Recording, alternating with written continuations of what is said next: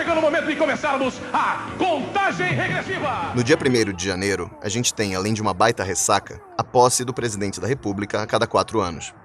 Puxa na sua memória. Você vai lembrar do Fernando Henrique passando a faixa pro Lula, e depois do Lula passando para Dilma, aquela coisa toda muito cordial e democrática. Pois esse não foi o costume no começo da República.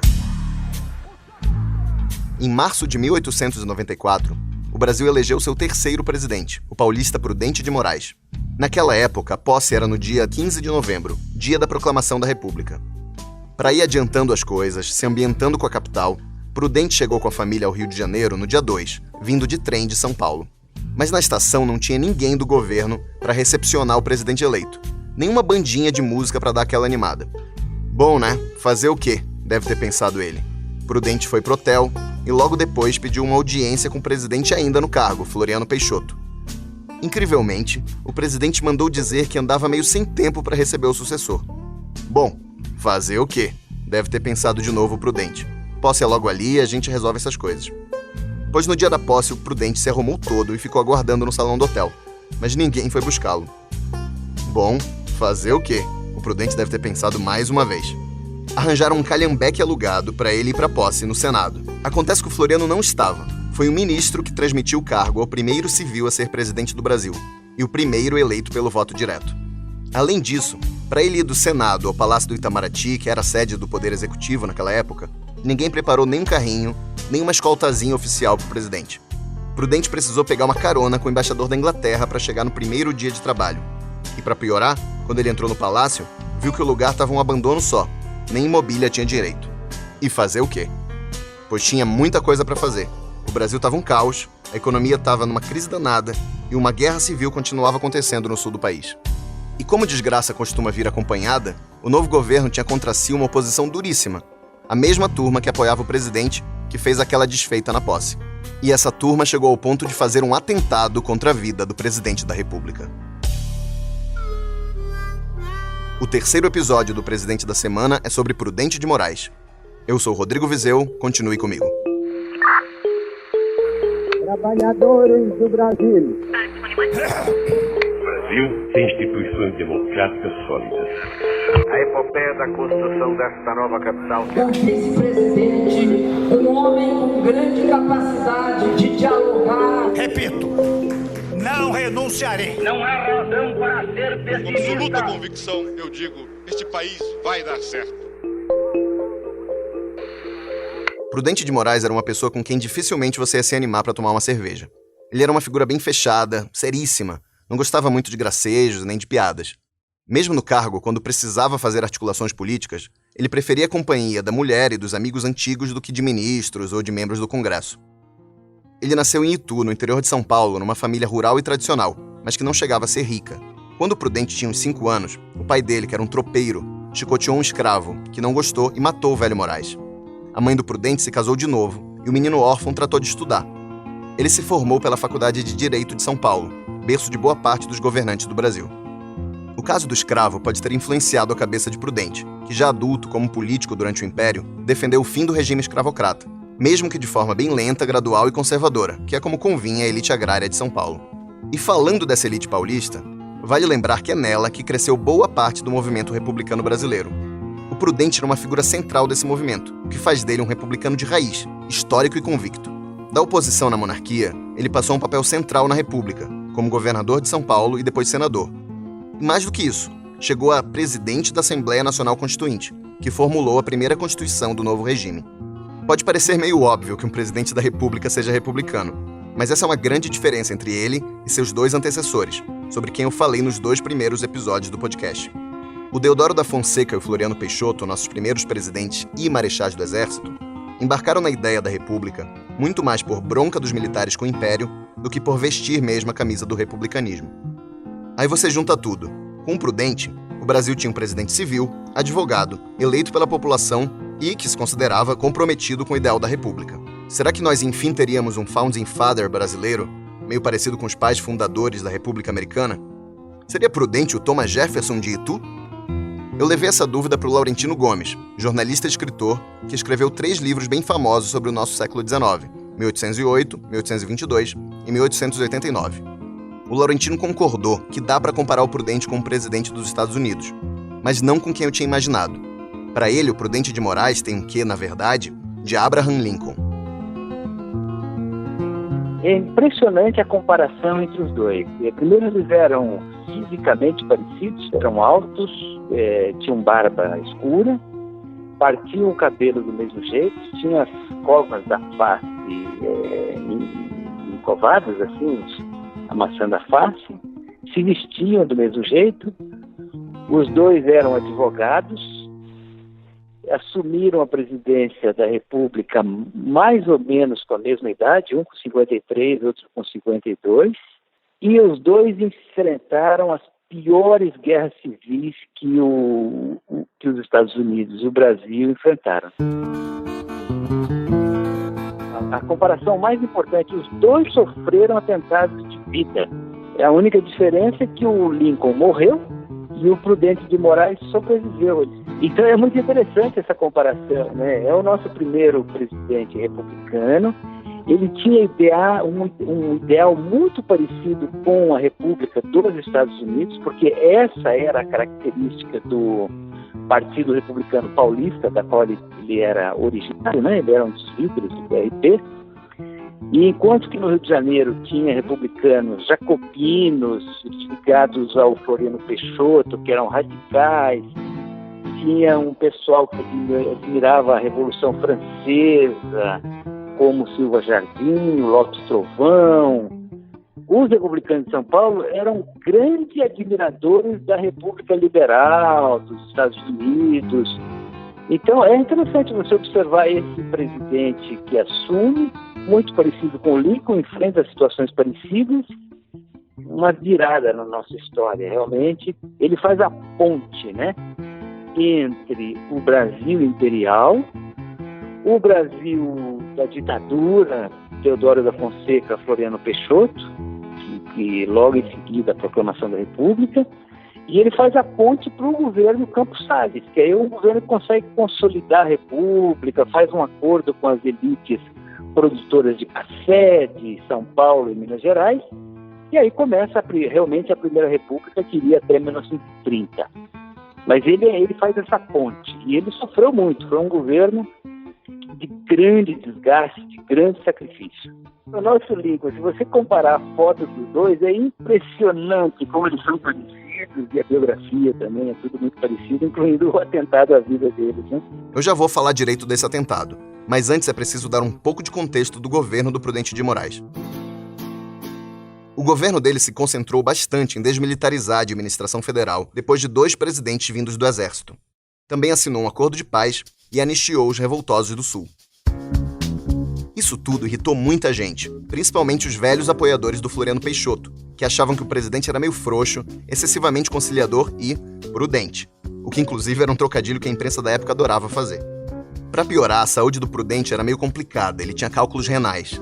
O presidente se afastou mais de uma vez do cargo para se tratar. E com ele fora, quem ficava no lugar era o vice, Manuel Vitorino, que era da turma do Floriano Peixoto e um baita de um traíra. Aí você vai dizer, que grande novidade na história do Brasil, um vice-presidente que passa a perna no titular. Mas eu te garanto, Manuel Vitorino estava na primeira divisão dos vices traíras. Num dos afastamentos do Prudente, em 1896, o Vitorino tinha certeza de que o presidente não ia voltar.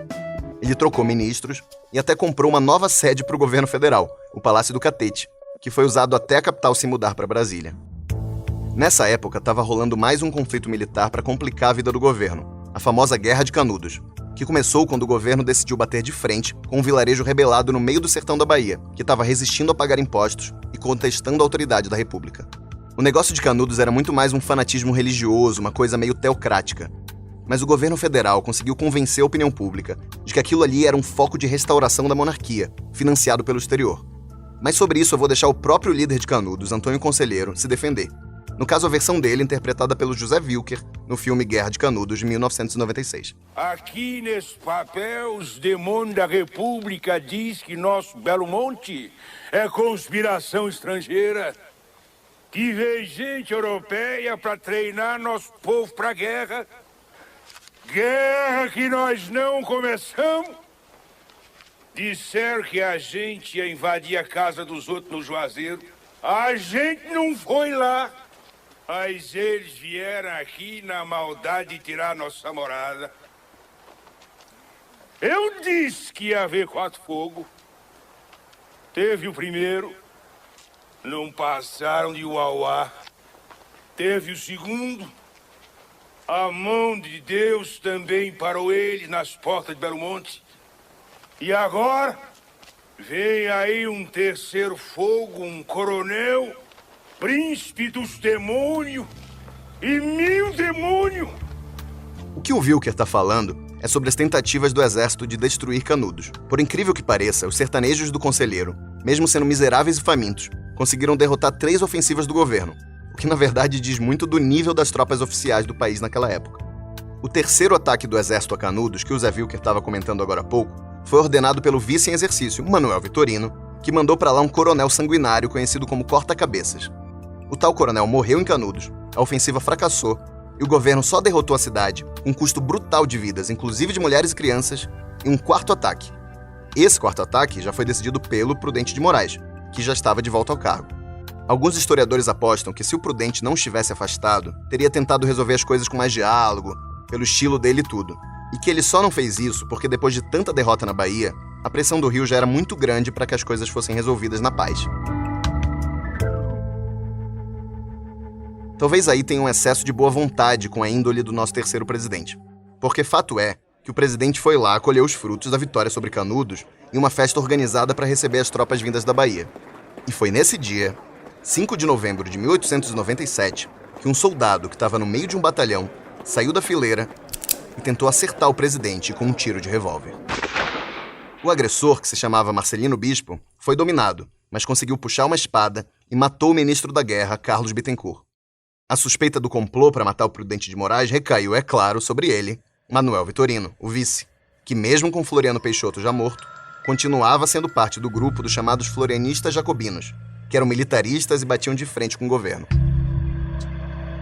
Olhando à distância, o Manuel Vitorino era um vice-golpista, ele tinha entrado na chapa depois de uma longa negociação dentro do Partido Republicano.